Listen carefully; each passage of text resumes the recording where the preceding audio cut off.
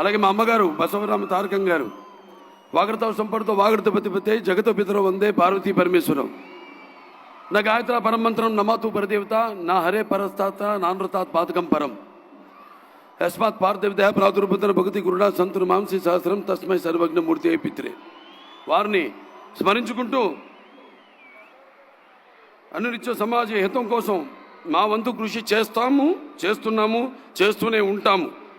మన NTR memorial trust, NTR blood bank, NTR విద్యాలయాలు కానివ్వండి, లేదా మన బసవతారకం క్యాన్సర్ ఆసుపత్రి కానివ్వండి, ఇలా ఎన్నో రకాలుగా మా వంతు సేవలు అందిస్తున్నామని చెప్పడానికి ఎంతో గర్విస్తున్నాను. తలసేమియా బాధిత పిల్లల కోసం ఎన్టీఆర్ ట్రస్ట్ ఆధ్వర్యంలో నిర్వహిస్తున్న ఈ అద్భుతమైన కార్యక్రమంలో పాల్గొనేందుకు నిజంగా నాకు చాలా గర్వంగా ఉంది.